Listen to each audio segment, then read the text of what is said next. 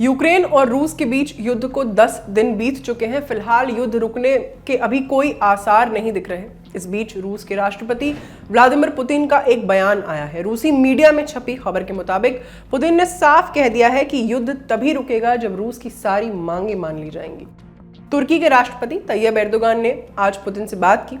Putin ने Erdogan से कहा कि अगर यूक्रेन युद्ध विराम चाहता है तो उसके प्रतिनिधियों को थोड़ा और धरातल पर आकर बात करनी चाहिए।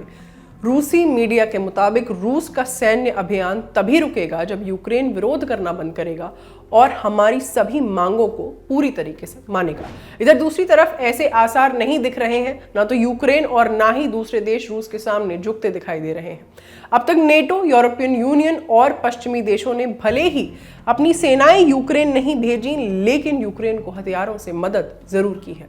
लेकिन आज बात थोड़ा और आगे बढ़ गई है। अमेरिका के विदेश मंत्री एंटनी ब्लिंकन का नया बयान इसी ओर इशारा कर रहा है। ब्लिंकन ने कहा, हम सक्रिय तौर पर इस बात पर विचार कर रहे हैं कि क्या पोलैंड यूक्रेन को फाइटर प्लेन दे सकता है।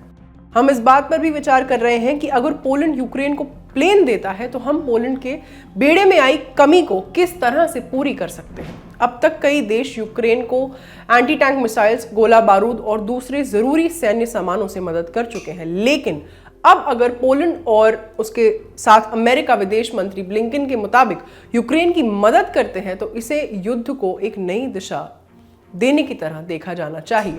दरअसल यूक्रेन के राष्ट्रपति वोलोदिमीर ज़ेलेंस्की ने कल अमेरिका से घातक सैन्य मदद मांगी थी, जिसमें खास तौर पर रूस में बने वो लड़ाकू विमान मांगे थे जिन्हें यूक्रेन के सैनिक उड़ा सकें, जिसके बाद आज अमेरिका की तरफ से ये रिएक्शन आया है। इधर दूसरी तरफ यूक्रेन के राष्ट्रपति वोलोदिमीर ज़ेलेंस्की ने बड़ा दावा किया है। ज़ेलेंस्की ने दावा किया है कि रूसी सेना अब ओडेसा शहर पर बमबारी करने वाली है। आपको बता दें कि ओडेसा शहर यूक्रेन में ब्लैक सी के किनारे बसा है। माना जा रहा है कि अगर ज़ेलेंस्की का ये दावा सही साबित हुआ तो बड़ी तबाही होने की आशंका है।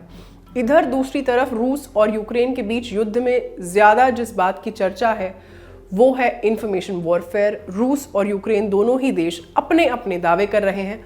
रूसी रक्षा मंत्रालय ने दावा किया कि उसकी सेना ने यूक्रेन के 2203 सैन्य ठिकाने ध्वस्त कर दिए हैं। रूस ने यूक्रेन के S-300 या S-300 एयर डिफेंस सिस्टम को भी तबाह करने का दावा किया है। रूस का दावा यह भी है कि उसकी सेना ने यूक्रेन के 274 फील्ड आर्टिलरी और मोर्टार, 59 मानव रहित हवाई वाहन उपकरण नष्ट किए हैं और साथ ही जमीन पर 69 विमान और हवा में 21 विमानों को ध्वस्त कर दिया है। दूसरी तरफ यूक्रेन भी दावे कर रहा है। यूक्रेन का दावा है कि 11,000 रूसी सैनिकों को मार दिया है और भारी संख्या में रूसी सैनिकों को बंधक भी बनाया गया है। यूक्रेन के विदेश मंत्री दिमित्रो कुलेबा ने यह भी दावा किया कि उनकी सेना ने 5 मार्च तक रूसी सेना के 79 फाइटर जेट्स और हेलीकॉप्टर्स मार गिराए हैं। यूक्रेन का दावा है कि रूस की ओर से की गई गोलीबारी में यूक्रेन के इरपिन में 3 आम नागरिकों की मौत की खबर है। यूक्रेनी मीडिया के मुताबिक मारे गए लोगों में 2 बच्चे शामिल हैं।